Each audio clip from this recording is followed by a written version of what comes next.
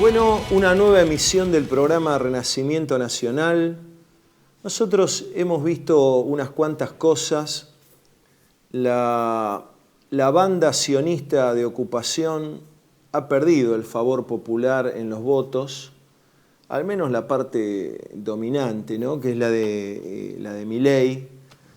Y bueno, me interesa señalar básicamente dos cosas, ¿no? Una es el agotamiento de un modelo de especulación financiera. No hubo tal modelo económico.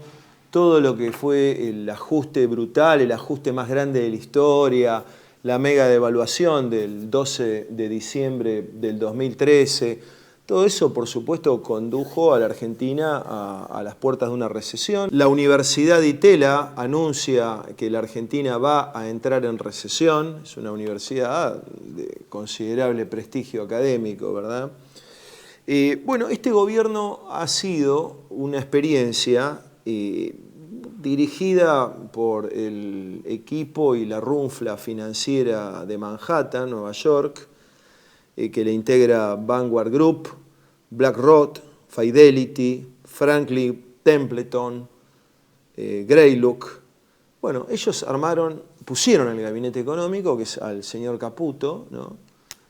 Armaron el carry trade. El carry trade es una cosa que nosotros acá la hemos estudiado muchísimo. Dólar barato y pesos a altas tasas de interés, ¿no? Y luego, por supuesto, cambian esos pesos por dólares y se los fugan.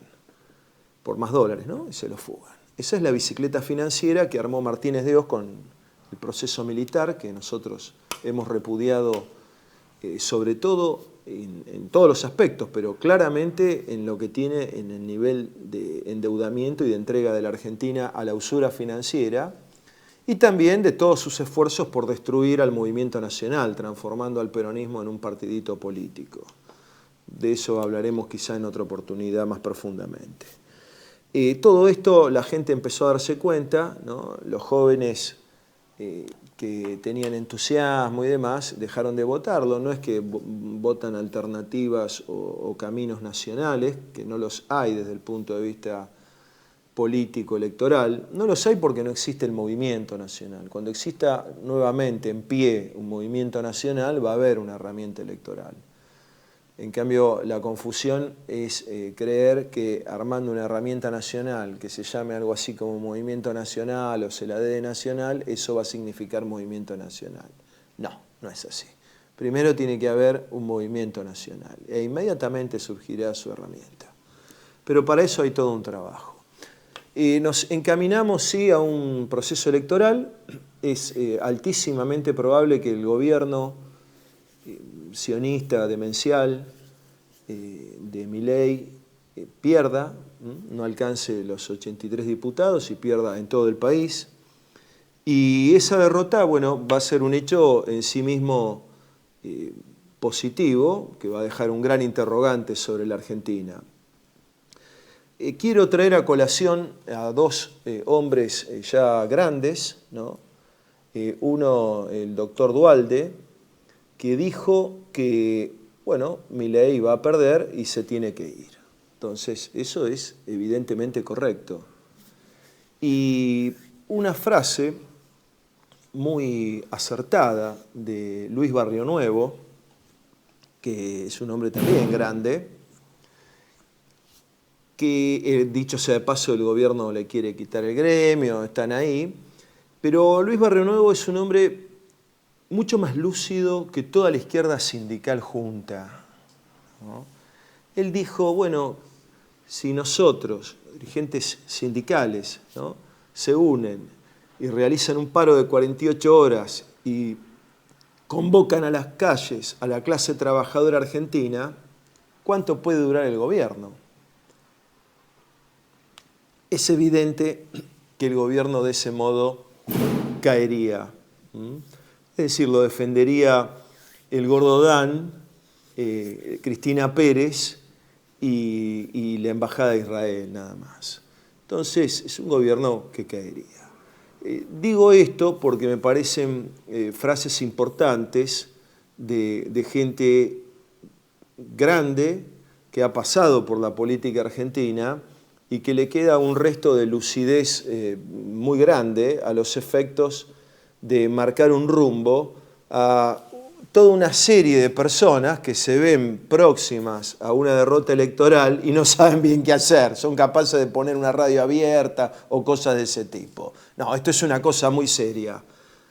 Ante una gran derrota de Milei, el poder va a estar tirado en la calle y va a estar planteado el problema de quién toma el poder y qué hace con el poder en la Argentina. Lo que está claro, cuidado, y esta es nuestra diferencia específica como programa y como espacio, que no se trata solamente de la crisis de un gobierno delincuencial financiero, se trata de la crisis de un régimen de dependencia basado en la usura internacional, en la deuda externa y en el empobrecimiento masivo de los argentinos. Muchas gracias.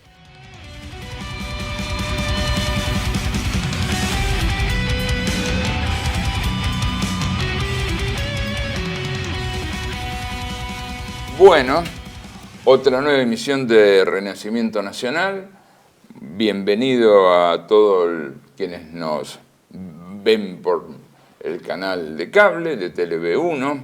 Hoy tenemos invitado a un amigo, Mario Masitelli. A Mario lo conocí por intermedio del querido Mario Cafiero, sí, cuando estaba en el armado de Proyecto Sur. ¿Sí? Así es.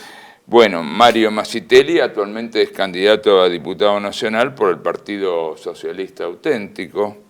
Militante de toda la vida, desde muy joven, se compromete y se apasiona por la política. Es escritor más que nada por necesidades políticas. Aquí está su último libro, muy interesante, Argentina, nuestra casa robada, ¿sí? Es autor de interesantes propuestas que ahora la vamos a analizar, ¿sí? Así que, bueno, bienvenido Mario, y nos acompaña, como siempre, nos acompañamos con Pablo Ansaldi. Bienvenido Mario.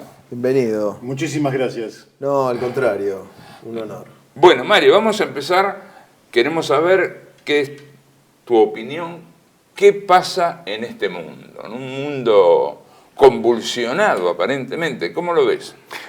Bueno, es un mundo en transición entre dos etapas. La etapa que muere, que es la del unipolarismo, que emerge tras la caída de la Unión Soviética ya por 1991, que se consolida durante los primeros 17 años, hasta la crisis del 2008, pero que se mantiene virtualmente hasta nuestros días, pero que está en declive, en camino a finalizar en cualquier momento.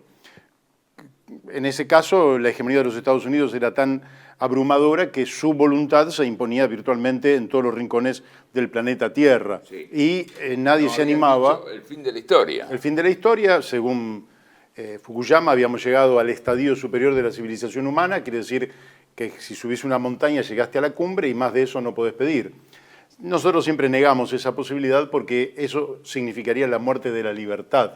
Porque si no tenés otra cosa que hacer más que lo que haces, igual que un perrito o un animal, no habría libertad. Siempre hay otras posibilidades. Pero dicho esto, nosotros lógicamente siempre nos opusimos a ese mundo hegemonizado por un imperio, pero lo cierto es que no le correspondía a un país como la Argentina poder desafiar la hegemonía de semejante poder militar, económico, financiero, monetario, de verdad, cuyas instituciones emergentes de la Segunda Guerra Mundial respondían virtualmente todas, el Fondo Monetario, el Banco Mundial, el Banco de Desarrollo, todo respondía a el hegemón.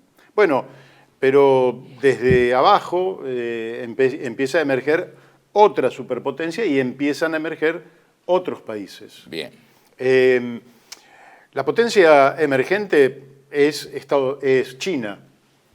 Evidentemente, el proceso chino es un proceso que merece no solo nuestro respeto, sino la necesidad de estudio por parte de los argentinos, porque mienten cuando dicen que eso es capitalismo. Eso es socialismo de peculiaridades chinas. No lo digo yo, lo dice Xi Jinping, lo dice todo el Partido Comunista Chino, y lo dicen 100 millones de afiliados de ese partido, de manera tal que no voy a escuchar a un periodista que me dice que eso es capitalismo. Eso es socialismo. ¿Qué quiere decir? Básicamente que hay planificación estratégica. Eso quiere decir. Planificación estratégica que China empezó después que la Argentina. Porque el primer plan quinquenal lo introduce la Unión Soviética, pero prácticamente acá inmediatamente, ya en la década del 40, el peronismo empieza con su plan quinquenal, del que no nos debimos haber salido, sí perfeccionándolo permanentemente, y ya seríamos especialistas en planificación si lo hubiéramos mantenido, pero evidentemente el enemigo no quería que un país de la periferia planifique. Así que ese socialismo de peculiaridades chinas transformó a China en la primer potencia mundial. Pero los chinos no son solo socialistas, son confucianos y tienen una filosofía tal que no se van a llevar puesto el mundo por delante ni van a salir a fanfarronear que son la primer potencia mundial. De 64 líneas tecnológicas que estudia un instituto en el mundo, 57 la vanguardia le pertenece a China. Quiere decir que eso es la primera potencia mundial. Y lógicamente hay algunas que no, pero es la primera potencia mundial. Pero no es solo eso, también tenemos una emergente que se llama India, que siendo hoy el país con más habitantes en el planeta Tierra, más de 1.400 millones. Y los indios siempre fueron un país atrasado, pero con niveles de desarrollo científico, en matemática, en física y en otras áreas, que siempre fueron vanguardia, ¿verdad? Siempre fueron. Y en filosofía ni hablar. Los tipos tienen miles de años de historia. Hoy han decidido a poner en marcha la maquinaria del desarrollo, de manera tal que ahí tenés otro polo, ya no es China. Y tenés una Rusia que, después del derrumbe de la Unión Soviética, le quisieron imponer el libre mercado, la apertura indiscriminada de la economía, la propiedad privada en manos de una mafia creada desde Occidente para que se apropiaran de todos los bienes que pertenecían, y experimentó el pueblo ruso el anarcocapitalismo durante 10 años. Bien. Fue una calamidad, ¿no? Lo que nos propone Milei es una pesadilla absoluta que otros países de Europa del Este también sufrieron, donde las mafias ocuparon todos los espacios de poder y lógicamente se transformaron en sociedades invivibles y por tanto los pueblos dijeron no, queremos estados, porque el Estado en última instancia tiene una constitución, tiene leyes, tiene instituciones, que podrá haber abusos o no, pero lo cierto es que hay ciertas reglas que lo hacen superior a la mafia, a pesar de que Milei opina exactamente lo contrario. Quiere decir, ¿qué tenés ahí? Brasil también. Momento. Brasil. Tenés al RIC ahí. Es. Ahí tenés el RIC. Ese es el núcleo que la geopolítica inglesa pretendió que nunca jamás se uniera. ¿Por qué? Porque es la isla más grande del mundo.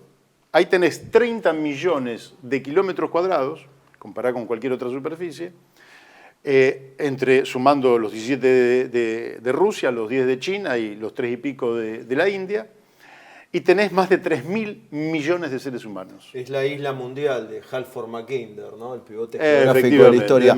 Ahora notamos con cierto asombro que decís, Rick, le quitaste la B larga por la que te preguntó Hugo. Entonces, ¿Cómo viene eso? Ahora, en la inteligencia, pero hay que comprender, me parece a mí, que ahí está el núcleo científico, tecnológico, productivo, con capacidad militar, en capacidad de generar un nuevo orden. Y ahora avanzo sobre Brasil. Evidentemente tenían que tener una extensión y América nada menos que Brasil, es decir, un país de 8 millones de kilómetros cuadrados, 200 y pico de millones de habitantes, y se extienden a Sudáfrica, ¿no? Generando entonces el BRICS. El BRICS. Bueno, ¿qué plantea el BRICS? Porque aquí, por un lado, tenés el poderío que acabo de señalar, tecnológico, científico, educativo, productivo, militar, muy importante. También empiezan a ser una potencia financiera, una potencia monetaria, pero hasta ahí. Y empiezan a incorporarse otros sectores. ¿Qué es lo que plantea el BRICS? A diferencia del hegemón cuya voluntad tenía que ser impuesta en todos los rincones del planeta Tierra. Dicen no. Nosotros queremos relaciones de respeto mutuo de nuestras soberanías y acuerdos que sean de beneficios para las partes. Quiere decir que te ofrezco un negocio, no te resulta ese negocio, me abstengo de seguir. Te ofrezco otro negocio, te conviene, hacemos y ganamos los dos. Vos me ofreces un negocio y es la misma lógica. Quiere decir que es un mundo multipolar. Es decir, la contradicción es entre el mundo unipolar, que se muere inexorablemente, y el mundo multipolar. Esta es la gran contradicción. El mundo multipolar nos llena de expectativas, porque ese mundo multipolar, que es una propuesta política absolutamente civilizada, cooperativa, de colaboración, de solidaridad, si se quiere, con sus límites, porque cada país tiene su narcisismo, su egoísmo natural, pero que tiene en principio de solidaridad, pero fundamentalmente es cooperativo, quiere el desarrollo del mundo porque le sirve a sus pueblos, le sirve el desarrollo del mundo. Por tanto, uno puede ser absolutamente optimista y casi que la Argentina no podría en ningún debate tener 5 segundos de duda dónde estar. Hay que estar con los BRICS, hay que estar. A donde se sumaron además un conjunto de otros países y donde el mundo se va reordenando, no con la impronta del imperio, sino con la impronta de una democracia débil, pero una democracia al fin entre las partes, porque no todos van a ser iguales, hay que saberlo, pero de todas maneras hay un respeto que no se ve del otro lado. Argentina debió haberse sumado el 1 de enero de 2024 a los BRICS. Así que en esto soy categórico, no tengo ningún tipo de duda. ¿Cuál va a triunfar de estos dos polos? Bueno, nosotros, que me parece que es en realidad la reflexión a escala global sobre qué coño va a pasar. ¿A dónde vamos? El problema de los imperios es que en general no dejan morirse con cierta facilidad. Uno debería decir, bueno, ya el tiempo ha pasado, Estados Unidos tuvo su siglo de gloria, ese siglo ya pasó, no está en condiciones de imponer absolutamente nada y tampoco militarmente está en condiciones de imponer, pero sí tiene capacidad de destrucción. Y puede ser que a un grupo, a una élite aristocrática, oligárquica, racista, supremacista, no le interesa el mundo sin su hegemonía. Y entonces yo creo que existen reales peligros de guerra, es decir, de una extensión del fracaso que están teniendo, porque si nos vamos a uno de sus focos, que es la guerra entre Rusia y Ucrania, bueno, ahí fue una provocación constante a Rusia, pasando siempre las líneas rojas que planteaba Rusia, provocándolo hasta que hay un punto donde vos decís, mira, te pasaste aquella, hasta aquí, esta no te puedo permitir, y ahí viene entonces la respuesta de Rusia. Yo conozco bien a fondo cuál era toda la lógica, creo que ustedes que están en el ambiente también. La lógica era, Rusia tiene el mismo PBI que España, no puede afrontar un conflicto durante mucho tiempo, porque acá está la OTAN, están los Estados Unidos, las potencias hegemónicas, así que va a entrar en derrumbe económico rápidamente fruto de la guerra. Pero además le vamos a aplicar sanciones económicas, con lo cual el derrumbe económico se va a precipitar. Cuando el pueblo ruso sienta que no puede sostener esto, se va a rebelar contra las autoridades de ese país.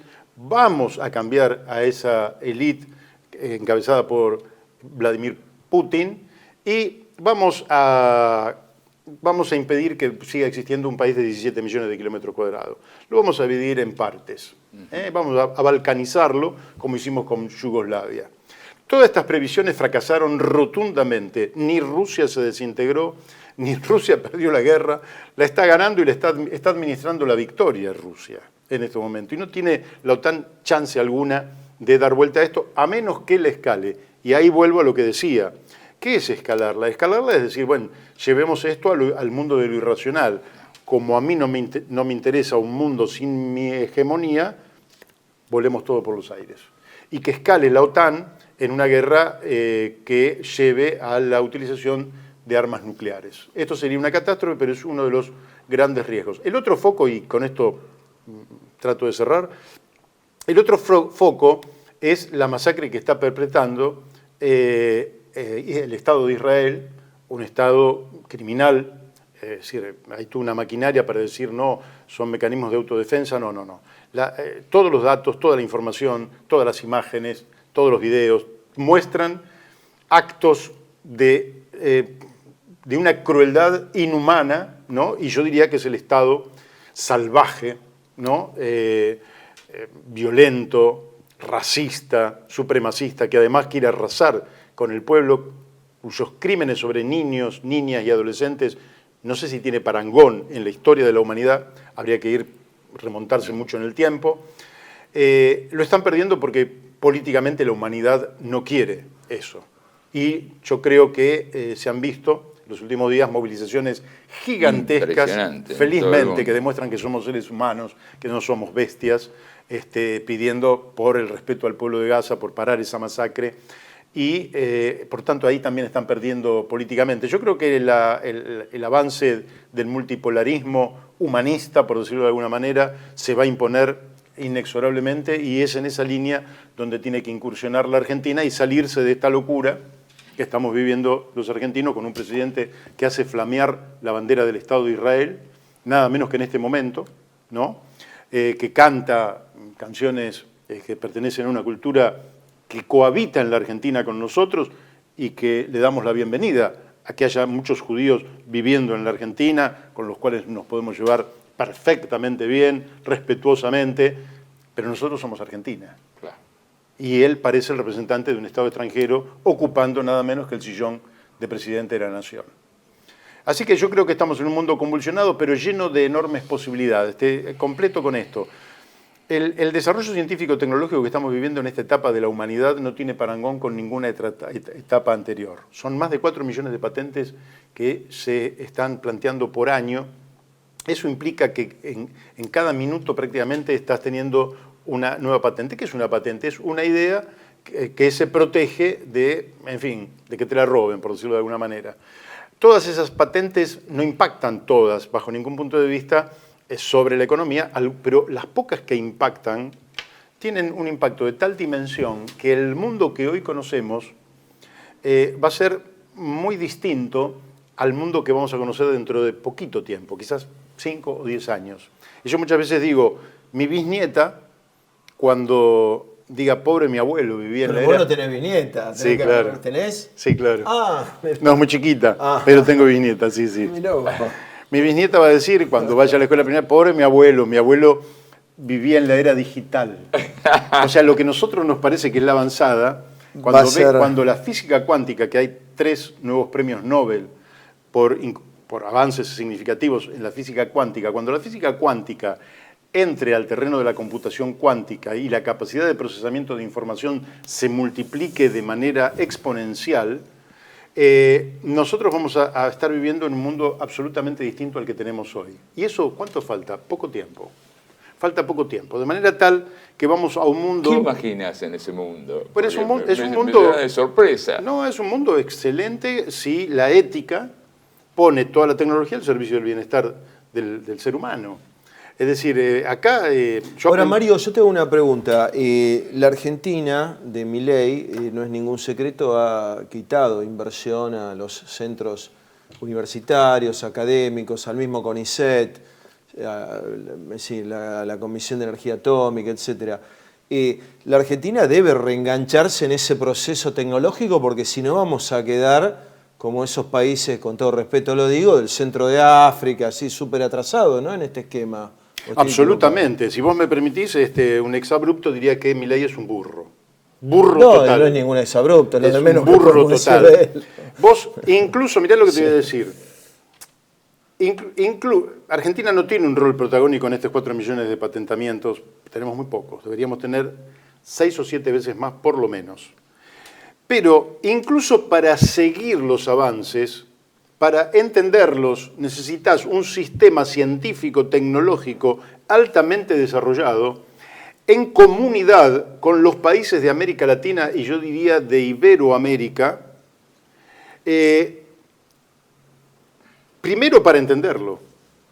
Porque el problema que vos tenés, cuando yo tiro esta cifra, es inabarcable. Procesar esa información. Para procesar esa información vos necesitas un sistema científico-tecnológico que la interprete. Y una vez que la interpretaste podés transformar en protagonista, que es lo que nosotros querríamos, transformarnos en protagonistas. Pero si vos desmantelás el sistema científico-tecnológico educativo universitario, lo que vas a lograr es una caja negra de ignorancia donde el mundo no lo vamos a entender siquiera.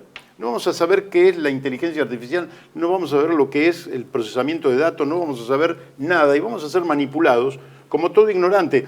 Si vos llegás a una gran ciudad que no sabés las calles, no te paran en una esquina y necesito un baño, decís, y alguien te tiene que llevar de la mano a un lugar porque no sabes el idioma. Te agarra. Hasta un shock psicológico. Efectivamente. Bueno, eso nos puede pasar a nosotros en un mundo donde nosotros desmantelamos lo que es ya en forma absolutamente indiscutible. Pero miren, hace 40 años atrás, Solow, que fue premio Nobel de Economía, sostuvo que en un bien, cualquiera sea, el 87% del valor es inteligencia aplicada, es decir, es conocimiento.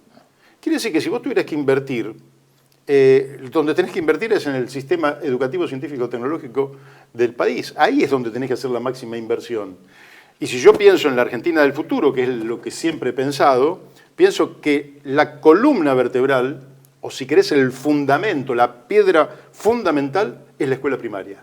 Y sobre la escuela primaria levantamos toda la Argentina. ¿Y todo qué tributa? ¿Qué quiere decir tributar? Quiere decir que tenemos un curso principal y las vertientes vamos tributando. Quiere decir que todos los otros sistemas tributan al sistema educativo, que es el sistema del conocimiento y que es el sistema a partir del cual se va a producir el desarrollo de la Argentina desarrollada que todos aspiramos a tener, que estuvimos muy cerca de obtener porque cuando yo era pibe, o ustedes quizás, que son más jóvenes, nosotros no estábamos tan lejos de las puntas tecnológicas. Hoy estamos a años luz, porque ellos pasaron a tener de un Peugeot 504, por decirlo en términos vulgares para que nos entiendan, a tener una Ferrari último modelo, y nosotros pasamos de un Renault Gordini 12, sí, a al un 19, Renault 12. sí. Es decir, nosotros no hemos evolucionado comparativamente. Pero entonces, ahora, de todos modos, la Argentina tiene 80.000 programadores y analistas de sistemas. Es una cifra como para empezar, digamos, ¿no? Sí, Seriamente. claro. Y hay todo un potencial de inteligencia no encuadrada, finalmente, ¿no? Muy importante. Aparte, mirá, en las calles vimos cuando ellos se trabajaron en los 70, tu experiencia fue muy importante porque acumularon la materia gris por una orden de Perón y se encontraron una cantidad de físicos, de gente, digamos, muy sabia, como se decía antes, sí, a esta gente, ¿no? Y que en la Argentina todavía existe como para, digamos, desplegar ese potencial, finalmente, ¿no? Es increíble que vos que nuestra gente tenga que luchar contra el Estado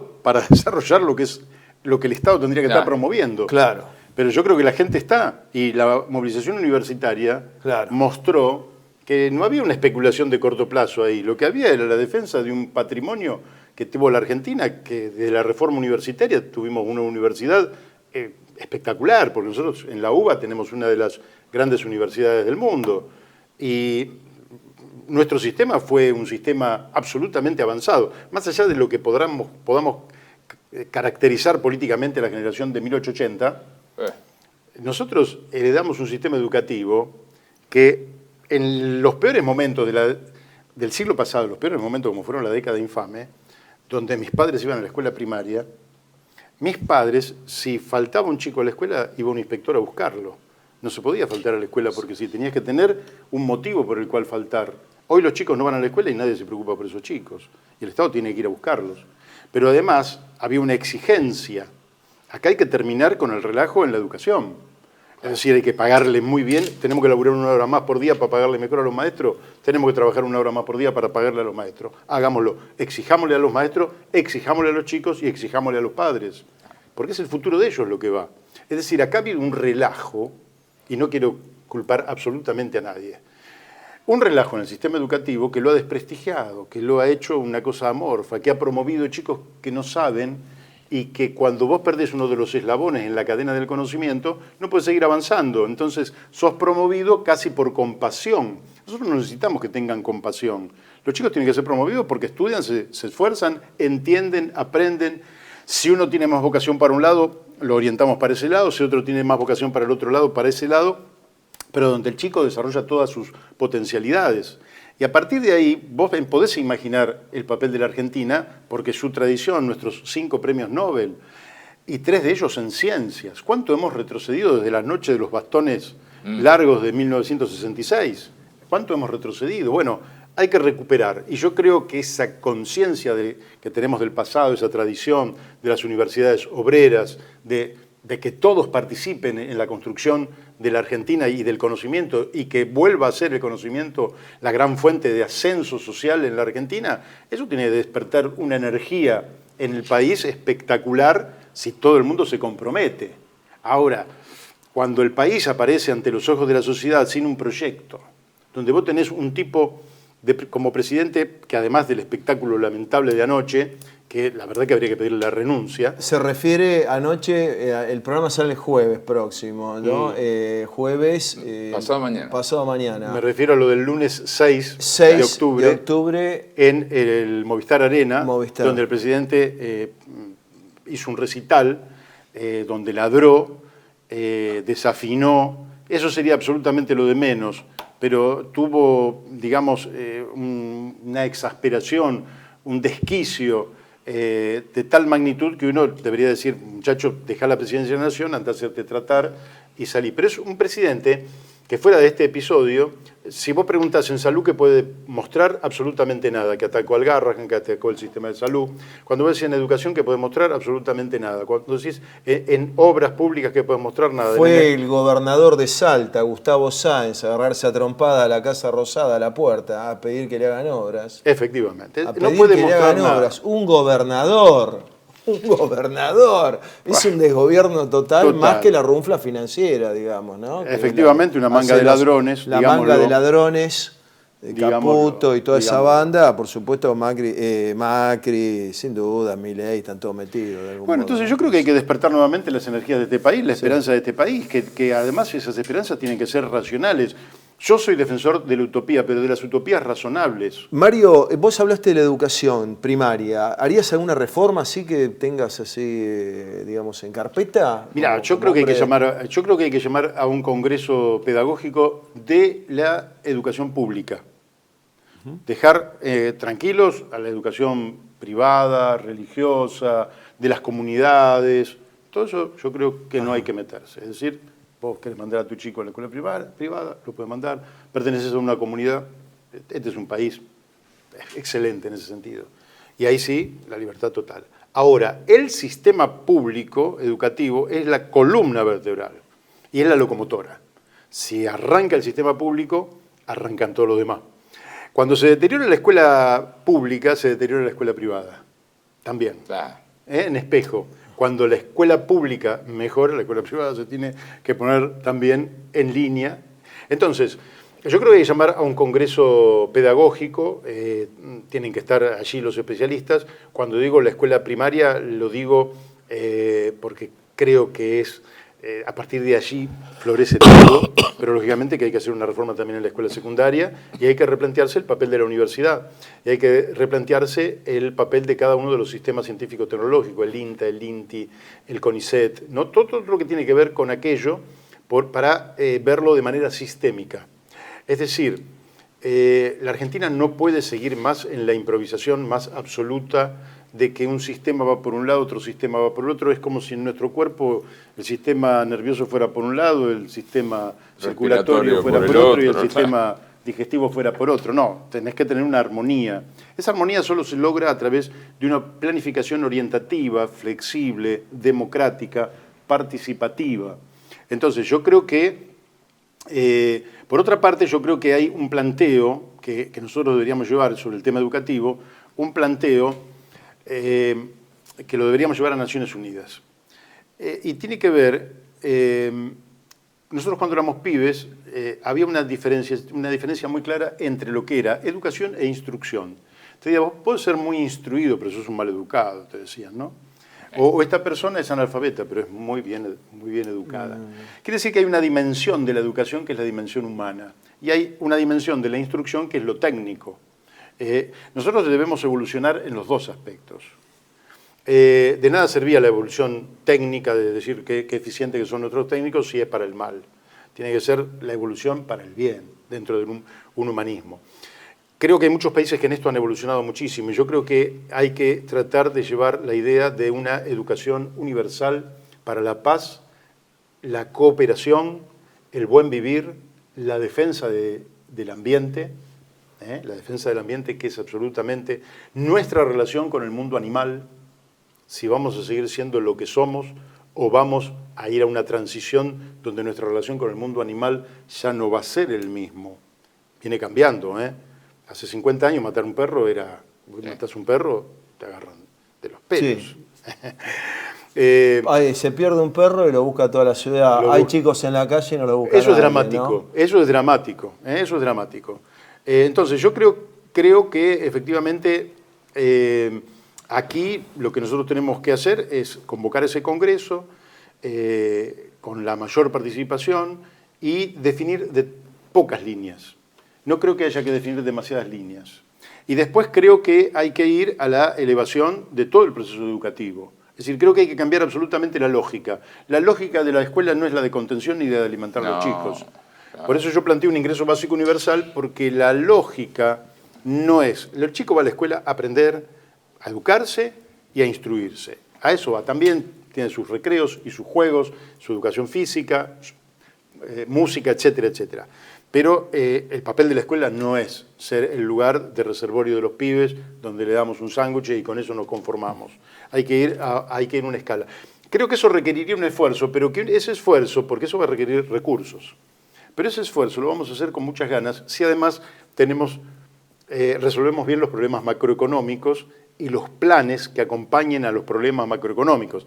Nosotros planteamos desde el socialismo, al socialismo siempre nos criticaban, no, pero ustedes saben distribuir, pero no saben producir. Bueno, desde China para acá podemos decir que el socialismo sabe producir mejor que el capitalismo.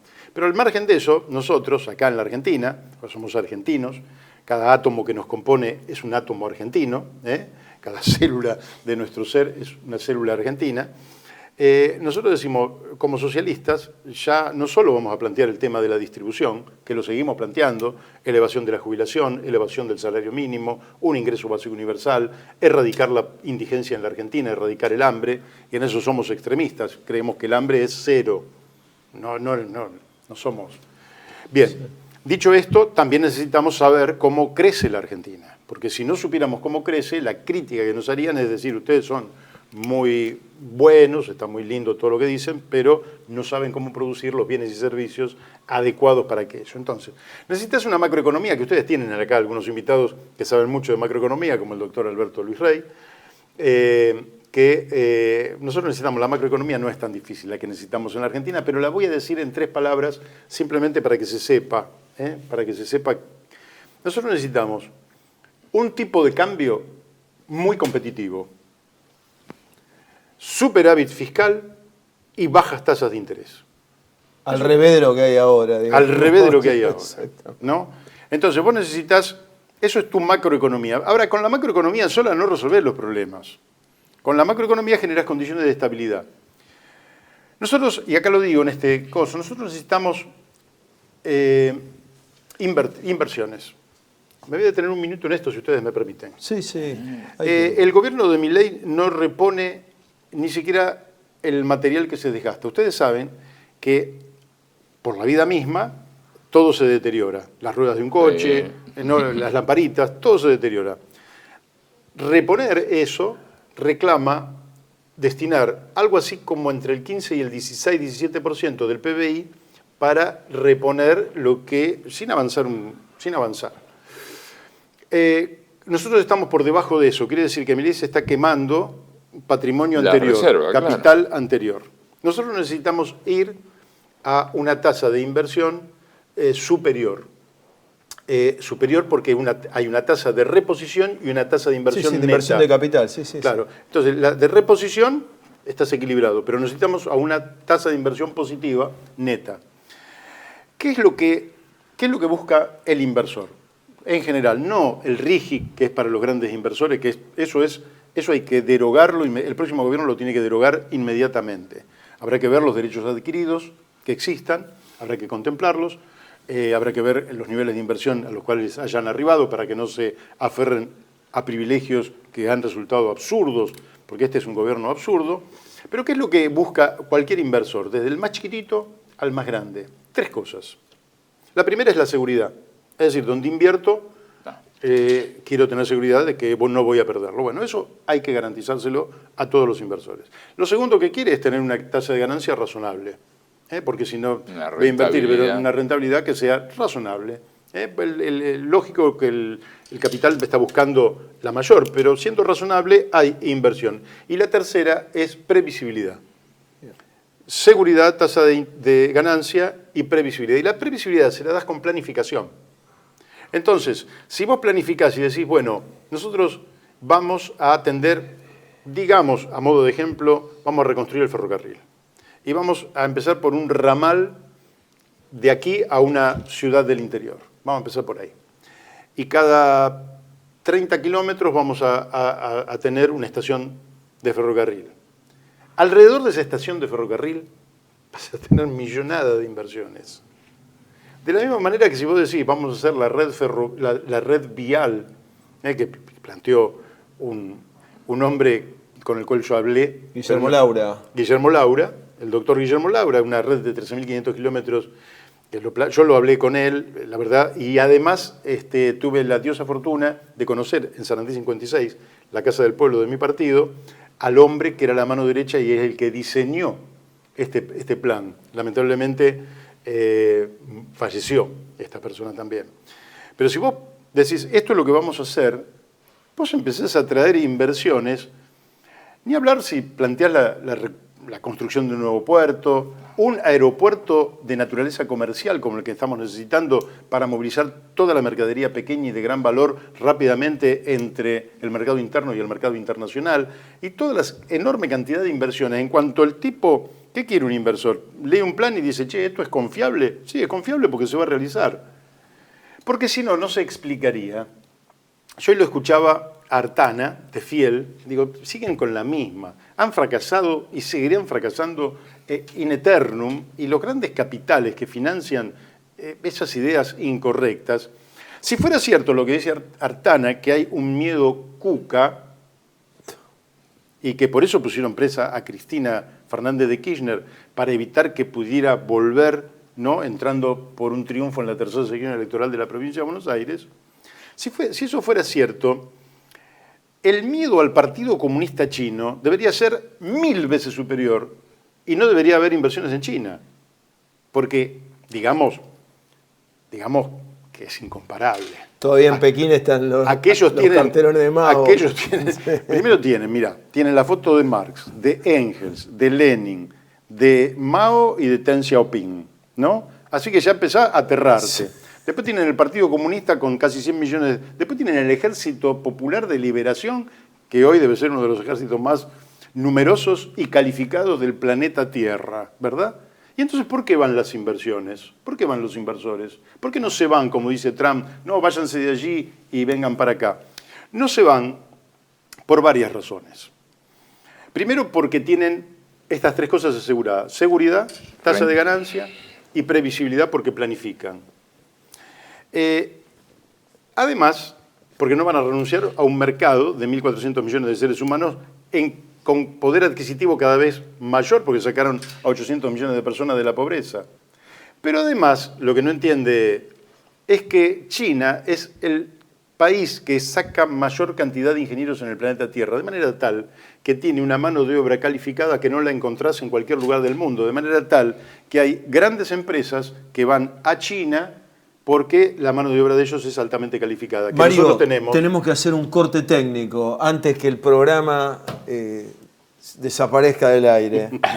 Residencia como en casa, siempre contigo. Es un hogar habilitado en la ciudad de Buenos Aires con más de 30 años de experiencia en el cuidado de adultos mayores. Ubicada en el barrio de Villa Real, en pasaje Francisco Bauzá 2372, casi esquina Tinogasta. Ofrecemos atención personalizada y un ambiente cálido para nuestros abuelos. Contamos con habitaciones premium, con baño privado y TV por cable, menú supervisado por nutricionista, cocina de primera calidad, jardín terraza para el esparcimiento y conectividad para videollamadas y llamadas telefónicas. Además, ofrecemos servicios opcionales como peluquería personalizada y confección de ropa a medida.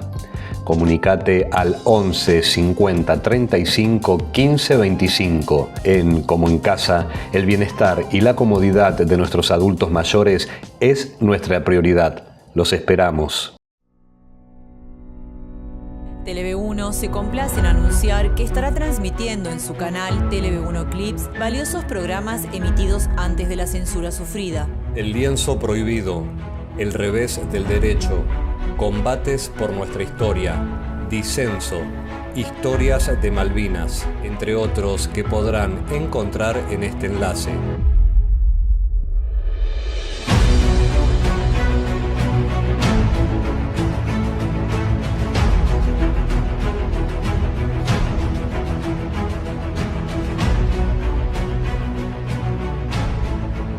Agradecemos su aprovechamiento y difusión. Bienvenidos a CEPA, Centro de Estudios del Pensamiento Americano. Nuevo sitio web de cursos de formación en política, filosofía, historia, literatura, geopolítica, religión, psicología y más. Cursos de formación que reflejan el verdadero pensamiento americano. Lo invitamos a elegir el curso de su agrado ingresando en www.cepa.la.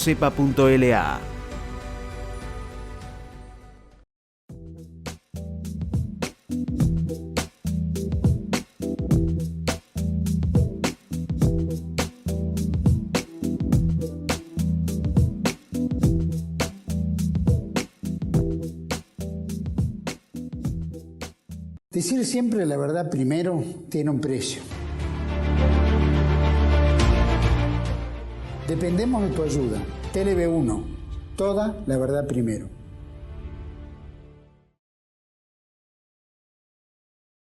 Bueno, aquí estamos nuevamente en Renacimiento Nacional, el programa que hacemos con Hugo Melgarejo y con un invitado que es la segunda vez que tenemos el gusto de invitarte, Mario Masitelli, un dirigente socialista, candidato a diputado nacional por la ciudad de Buenos Aires para las próximas elecciones.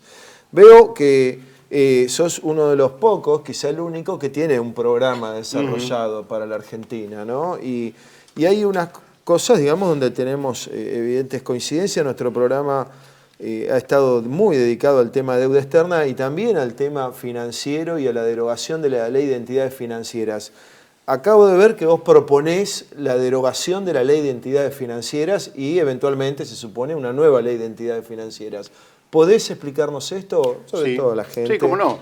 Mirá, como soy militante de hace tantos años, recuerdo cuando en febrero de 1977 se promulgó la ley de entidades financieras en el marco del terrorismo de Estado, hay que decirlo. Una ley que no hubiera pasado nunca por un congreso, evidentemente. Pero estaba Martínez de Oz y Videla. Depende de qué congreso, ¿no? Porque pasaron cada cosa. Pasaron cada cosa, tenés razón. Sí. Bueno, rectifico parcialmente lo que dije recién. Entonces, pero claro, Martínez de Oz que sí sabía y Videla que no tenía la menor idea, Videla metió el gancho y ahí tenés una ley ya manchada de sangre, nace la ley de entidades financieras de la Argentina. Es una ley de naturaleza neoliberal. ¿Qué quiere decir neoliberal? Que hace prevalecer el poder del dinero por sobre cualquier otro factor. Yo tengo por lo menos una tesis, que es que el neoliberalismo es una consecuencia bastante lógica del keynesianismo, en tanto y en cuanto la emisión monetaria llega a altísimos niveles, se desarrolla un dineral sobrante muy importante y el manejo de ese dineral sobrante termina siendo más importante que cualquier rama de la producción. Entonces, la especulación financiera termina teniendo un valor mucho más importante que la producción de cualquier bien u otro servicio. O sea, para vos sería una especie de iatrogenia, de efecto no querido del keynesianismo, pero efecto al fin, digamos, efectivamente, toda esta bola financiera.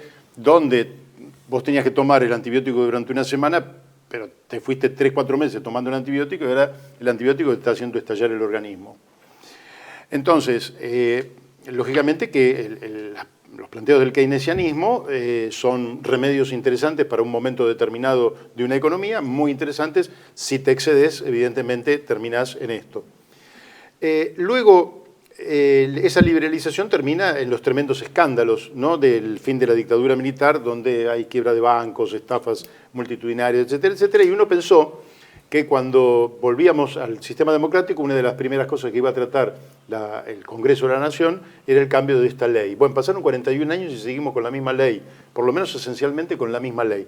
Para el gran público, entonces, esta ley hace que el trabajo, la inversión y la producción tributen al sistema especulativo parasitario financiero.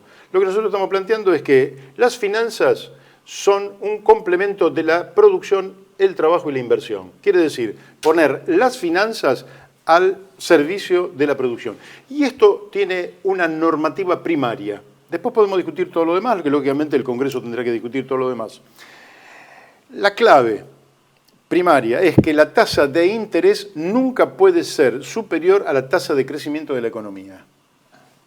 Esto es una norma, es decir, que si la tasa de interés supera a la tasa de crecimiento de la economía, lleva a la economía necesariamente a la ruina. A la desinversión. Porque la guita va al sistema financiero. Porque la guita va al sistema financiero y el sistema financiero no produce absolutamente nada.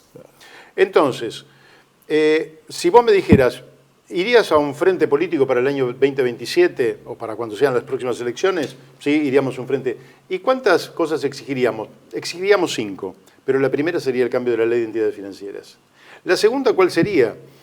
La segunda, porque tiene lógica con la primera, es la deuda externa. La deuda. Fundamental, sí. Entonces, la segunda es la deuda. ¿Y qué planteas con respecto a la deuda? Bueno, lo planteo acá en el libro, la resolución soberana de la deuda. Dicho, porque no tenemos tiempo, dicho, ¿qué es primero, ya no pensarnos nunca más como país deudor, sino pensarnos a nosotros mismos como país acreedor. Pensarnos. Esto ya cambia el enfoque sobre el tema, ¿verdad? Ya cambiamos el enfoque sobre el tema. Con lo cual, nos obliga a tener superávit fiscal y superávit en la balanza comercial durante mucho tiempo. Y plantear la reprogramación del capital en un largo plazo, para el pago en un largo plazo, que no afecte las posibilidades de crecimiento de la economía, y la tasa de interés bajísima.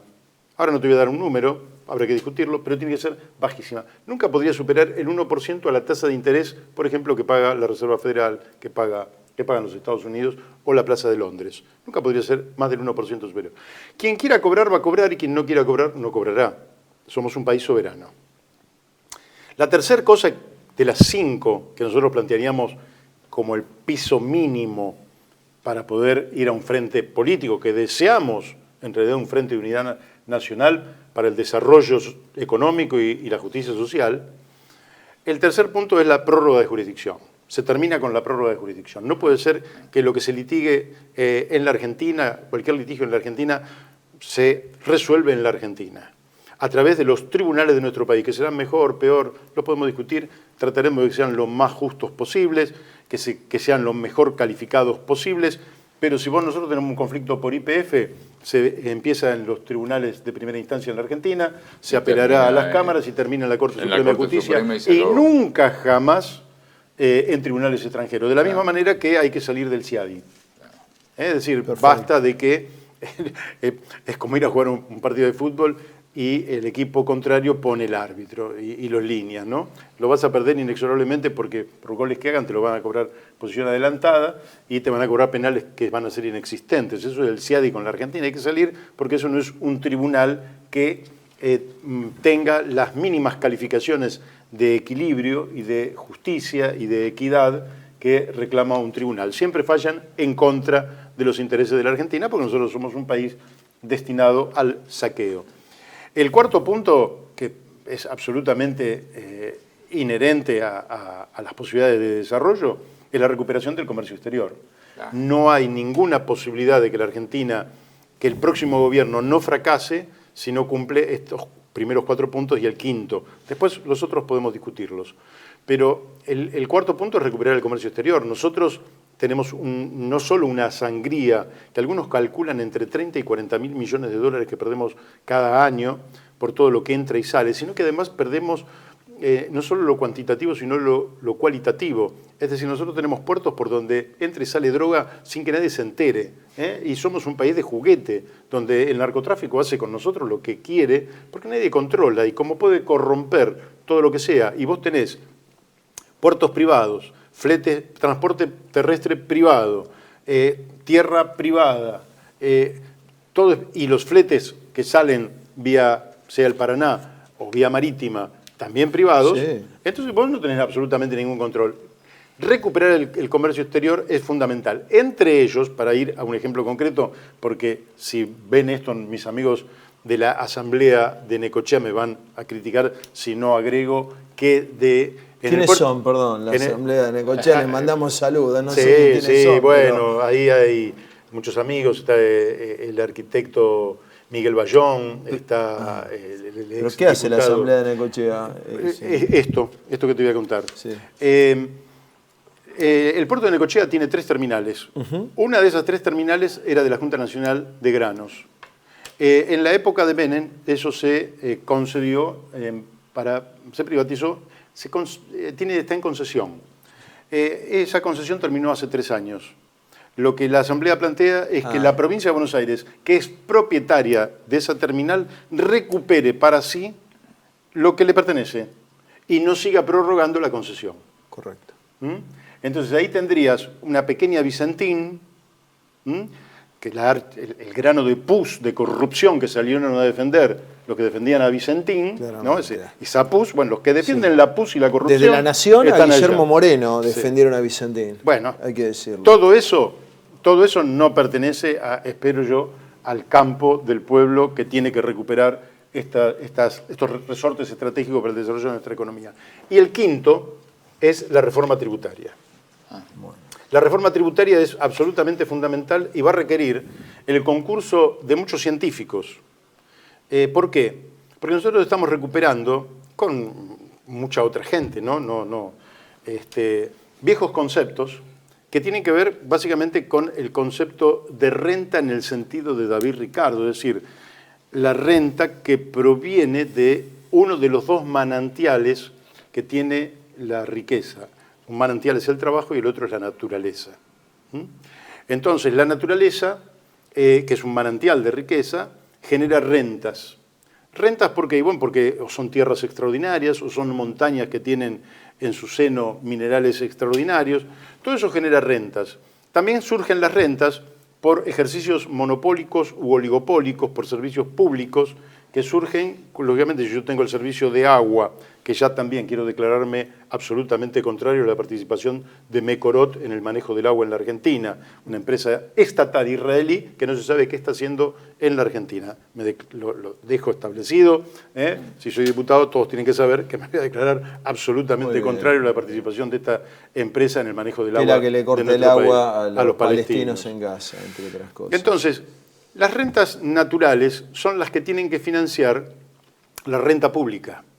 Cuando vos privatizás las rentas, el erario público se queda sin recursos y tiene que poner impuestos al trabajo, la producción y la inversión. Si en cambio vos recuperás las rentas para financiar al Estado, vos prácticamente eliminás los impuestos. Entonces vos podés bajar, por ejemplo, el IVA, lo podés bajar del 21 al 8%. Ahora, ¿pero esto cómo sería? Digamos, por ejemplo, a través de las retenciones por la renta agraria diferencial. Bueno, todo esto tiene ciertas complejidades, pero yo voy a ir al petróleo, que me parece que es que aparte lo tengo en el libro desarrollado. Si vos tenés un costo de barril de petróleo, voy a decir números para que se entienda. Ilustrativos, si vos tenés un costo de barril de petróleo de $25, por ahí pongamos, puede ser un poco menos en la Argentina, pero ponele, en otros países es menos todavía. El precio del barril de petróleo no emerge de que a mí me costó 25 y le agrego un 40% de ganancia. No es así.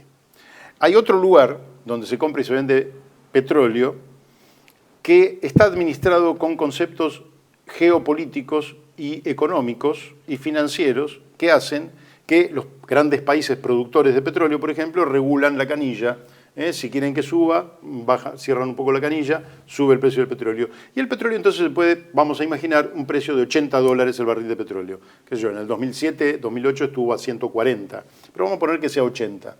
Entre 25 y 80 podría haber una ganancia industrial del 40% y llevarlo a 35, pero te quedan $45 es decir, mucho más del 50% de ese barril de petróleo, que es renta pura. Esto ya lo tenía muy claro el general Enrique Mosconi o el general Alonso Baldrich. Lo tenían absolutamente claro, por eso desarrollaron YPF, yacimientos petrolíferos fiscales, propiedad inalienable del pueblo argentino, con una dirigencia política que lo entregó, que entregó en su momento. Está bien lo que se recuperó, había que recuperar el 100%, pero está bien lo que se recuperó. Entonces, vos vas recuperando todas las rentas para el Estado, las rentas provenientes de la naturaleza para el Estado. La producción agropecuaria tiene que realizar a través del trabajo, lógicamente, como todo, la naturaleza sin trabajo lógicamente no genera nada, pero también genera rentas. Esas rentas tienen que son, es decir, que el productor tiene que tener garantizado que va a tener su rentabilidad, porque nadie va a producir si no va a tener rentabilidad. La gente no iría a trabajar si no tuviera rentabilidad, pero hay una renta que proviene de ecuaciones que tienen que ver con el tipo de cambio, que tienen que ver con otras cuestiones, y esa tiene que ser también una de las provisiones de las rentas públicas, pero que tiene que ir básicamente sobre la tierra. Es decir, que lo que vos tenés que tener es una contribución territorial, lo tengo bastante desarrollado también en el libro, una contribución territorial que haga que a nadie le resulte conveniente tener tierras especulativas. Correcto. Dentro del saqueo de la Argentina tenés extranjeros que tienen grandes extensiones de tierra en el país de manera especulativa. No viven en la Argentina y especulan con la tierra argentina.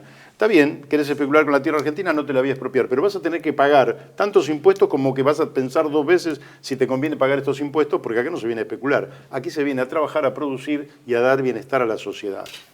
Entonces, el sistema tributario es el quinto punto que necesariamente tiene que tener el próximo gobierno si no quiere ir a un fracaso asegurado. Bueno, llegamos al fin del programa. Matías, el operador, nos está haciendo seña. Te invitamos, Mario, unas últimas palabras de cierre en este programa y te deseamos mucho éxito en la elección como candidato a diputado nacional. Bueno, yo les agradezco muchísimo esta invitación.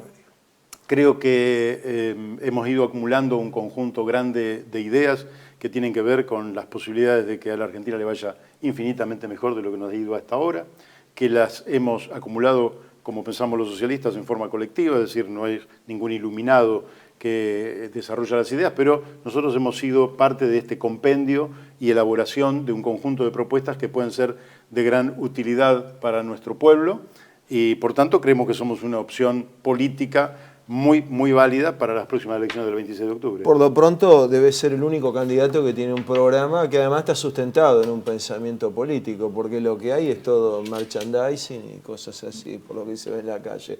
Así que bueno, te felicitamos y te agradecemos nuevamente tu presencia, Mario. Bueno, le pedimos a los televidentes que escriban al correo renacimientonacional2024@gmail.com. Efectivamente. Muchas gracias. Muchas gracias. Gracias.